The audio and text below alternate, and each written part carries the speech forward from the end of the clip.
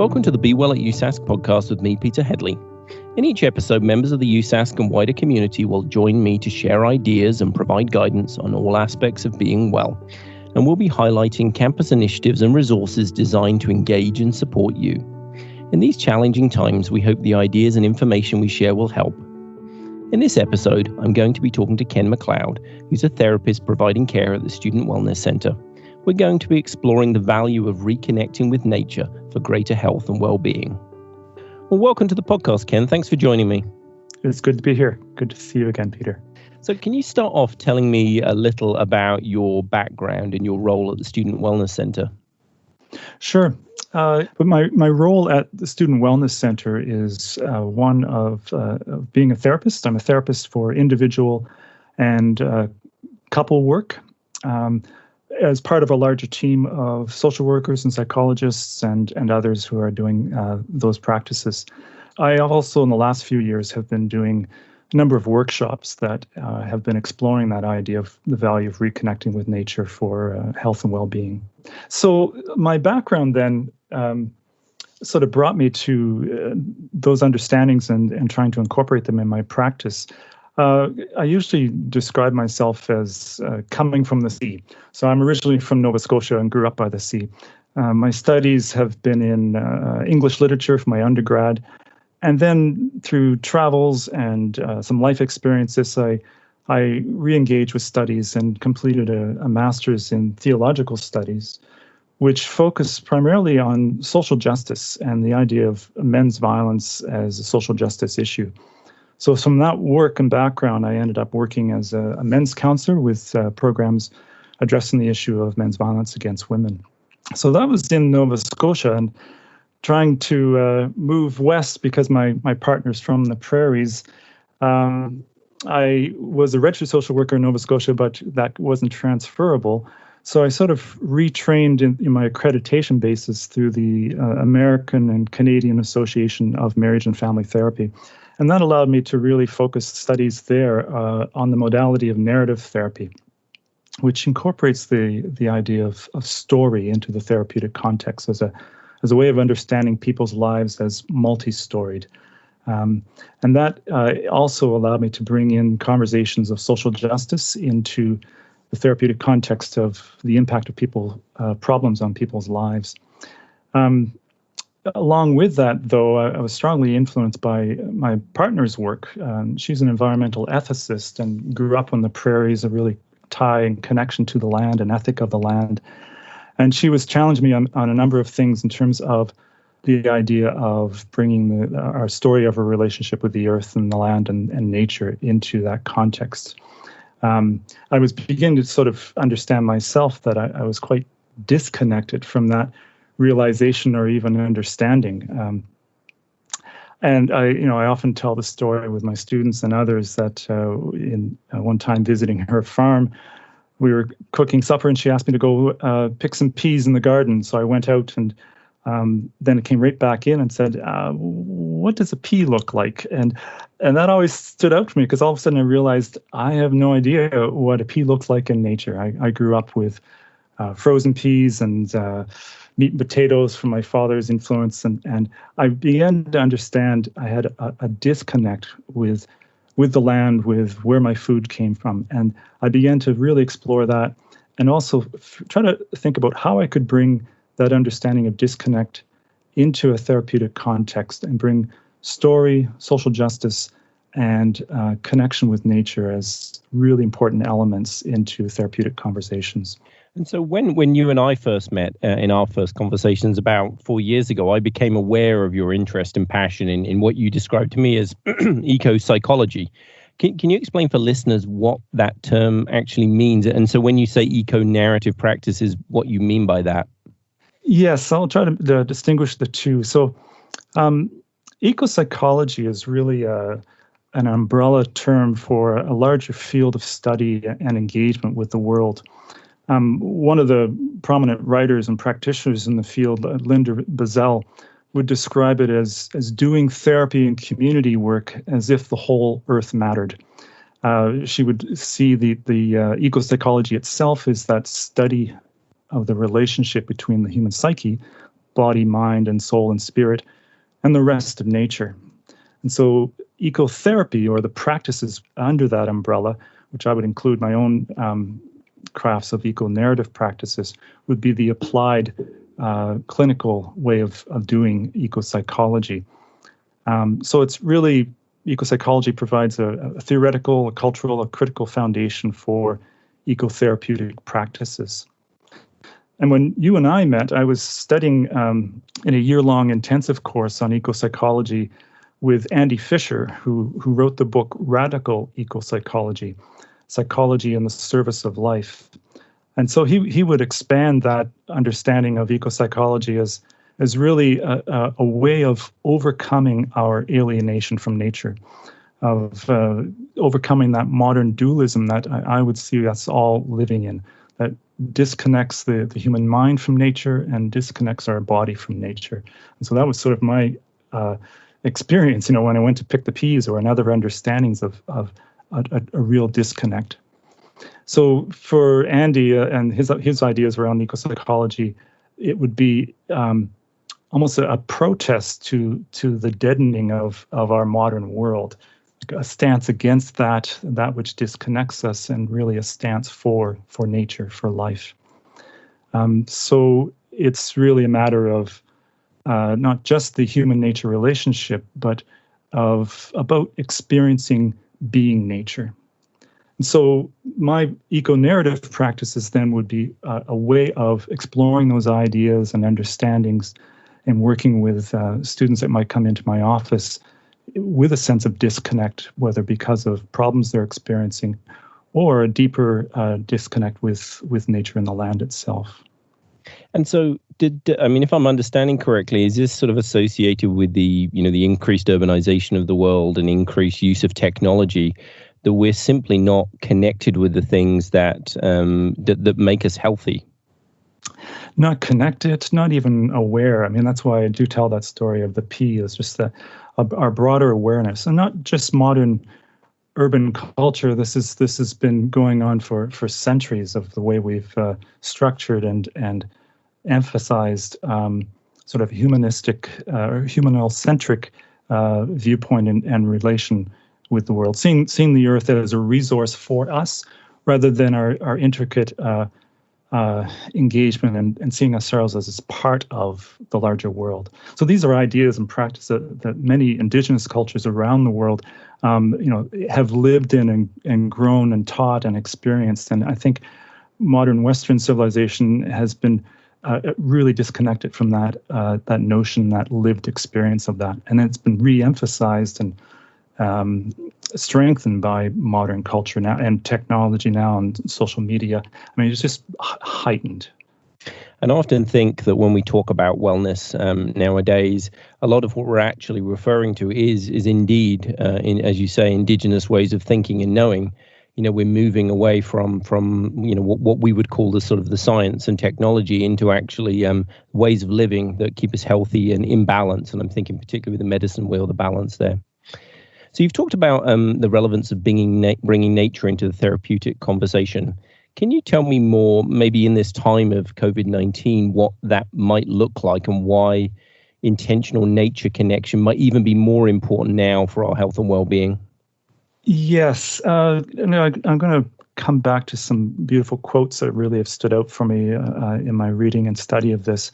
And this one comes from Thomas Berry and Brian Swim in their book, The Universe Story. And they write that the well-being of the planet is a prior condition for the well-being of humans. We cannot have well-being on a sick planet, not even with medical science, so long as we continue to generate more toxins than the planet can absorb and transform. The members of the Earth community will become ill. So human health is derivative, and planetary health is primary. So well-being for me is really an interconnection of our well-being is dependent on nature's well-being. And really, another writer, Chalice Glenninning, from her book, My Name is Chalice and I'm in Recovery from Western Civilization, sort of describes it this way, that the personal is planetary and the planetary is personal. So for me, it's very relational. We're all connected. It's interconnected. And again, these are ideas that are well rooted in Indigenous cultures. And I think in our own deep intuitive understanding, but we're disconnected from a physical sensory experience of that.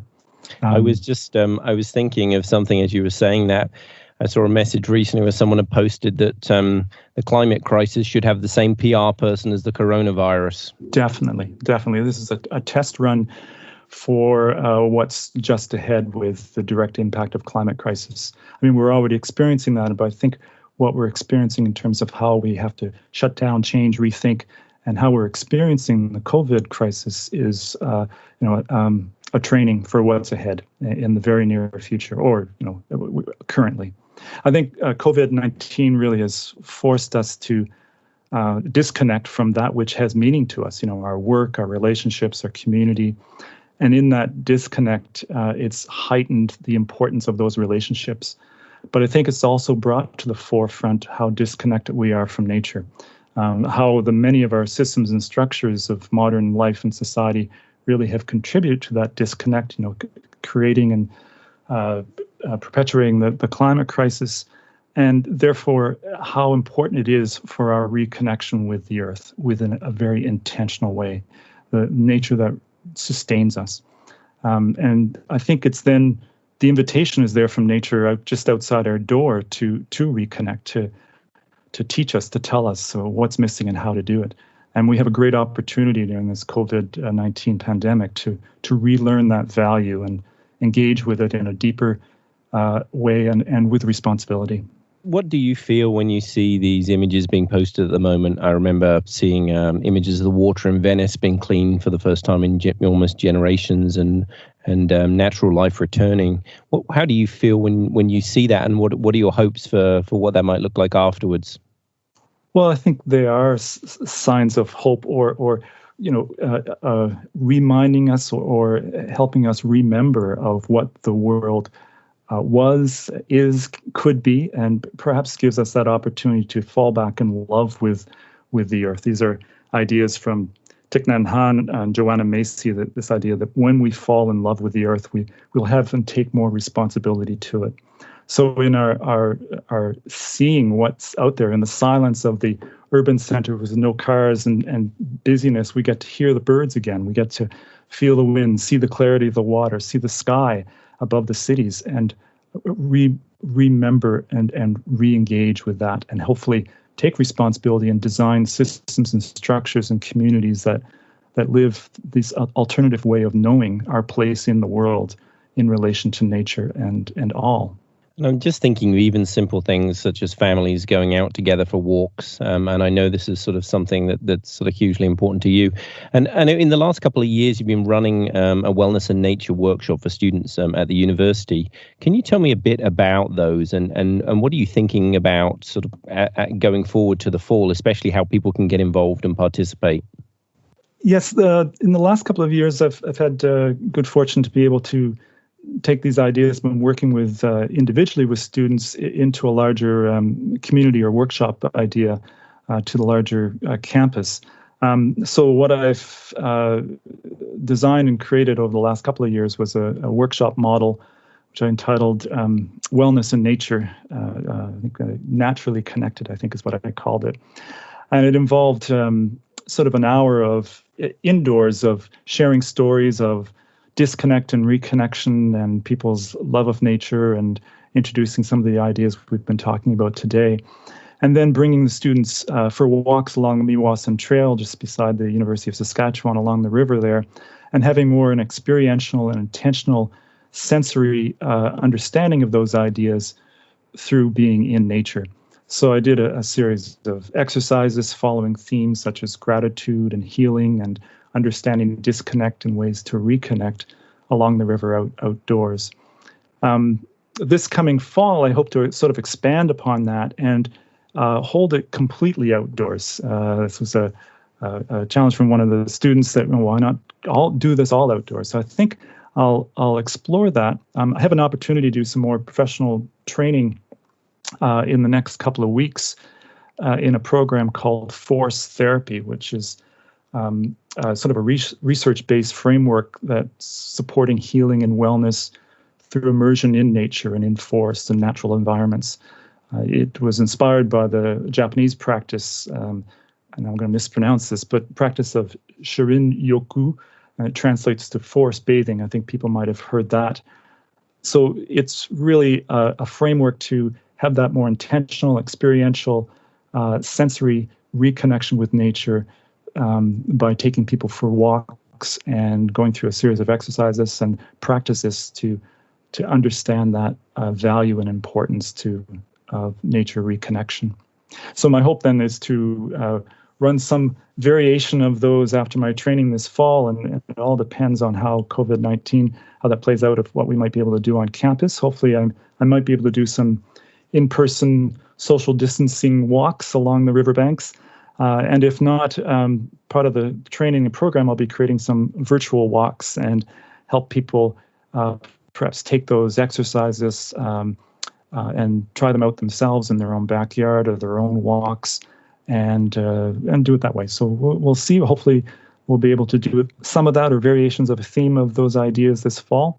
And once I know more of what the fall programming will look like, I'll be putting that, advertising it on the social media and various U of S websites that share those programs for the fall. Yeah, that sounds great. And I know we've touched briefly upon the idea of perhaps sharing a guided walker experience through the podcast. So that'd be great.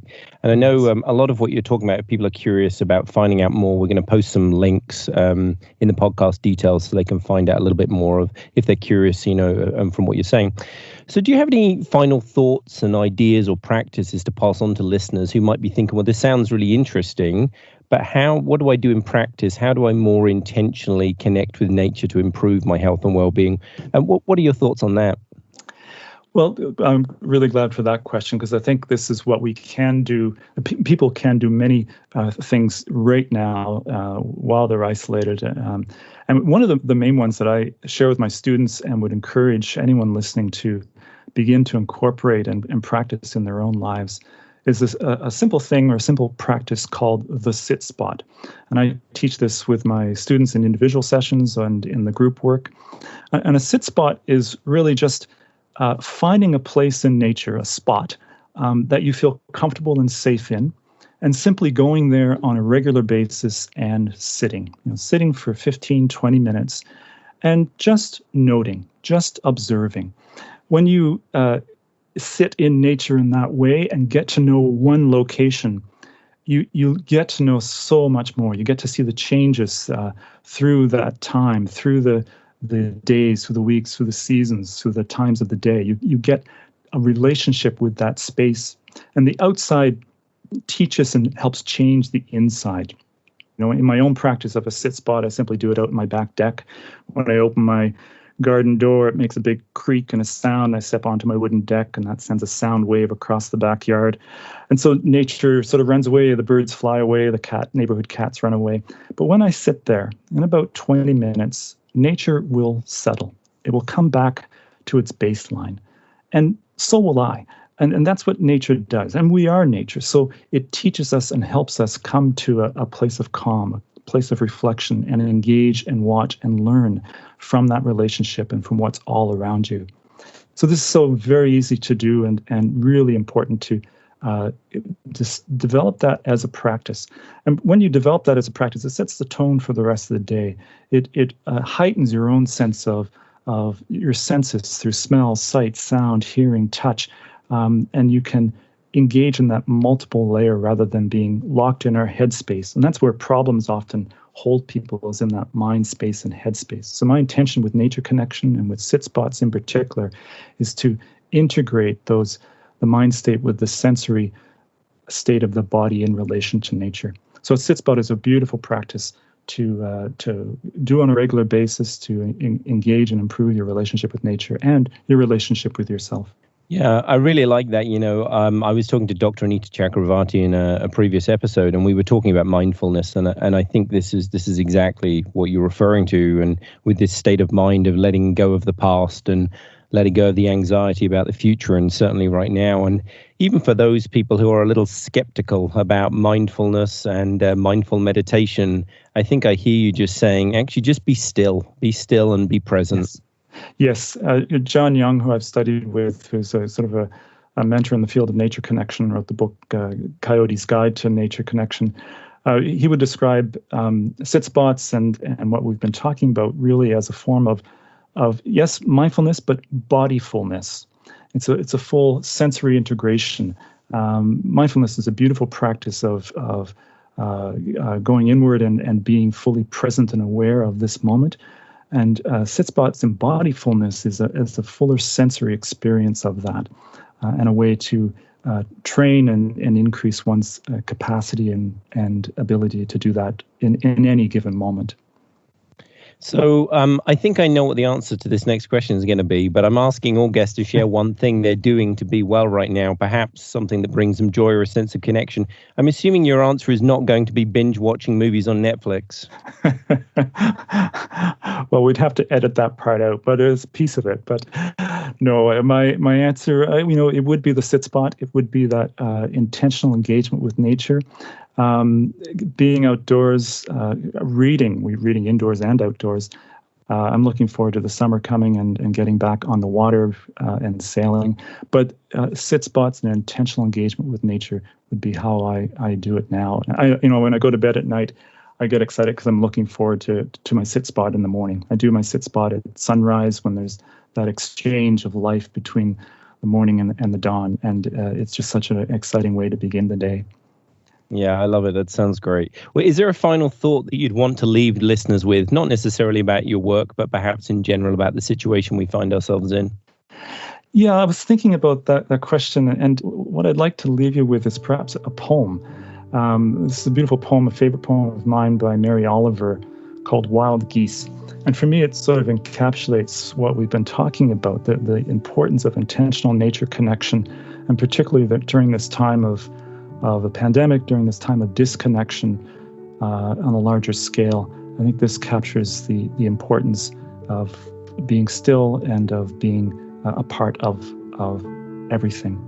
So I'll just leave you with this poem. Wild Geese. You do not have to be good. You do not have to walk on your knees. For 100 miles through the desert, repenting, you only have to let the soft animal of your body love what it loves. Tell me about your despair, yours, and I will tell you mine. Meanwhile, the world goes on. Meanwhile, the sun and the clear pebbles of the rain are moving across the landscapes, over the prairies, the deep trees, the mountains, and the rivers. Meanwhile, the wild geese, high in the clean blue air, are heading home again.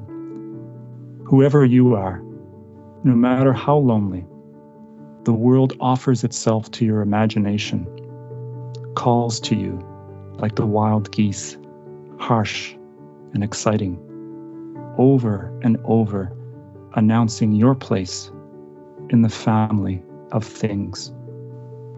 And that was Wild Geese by Mary Oliver, did you say? Yes.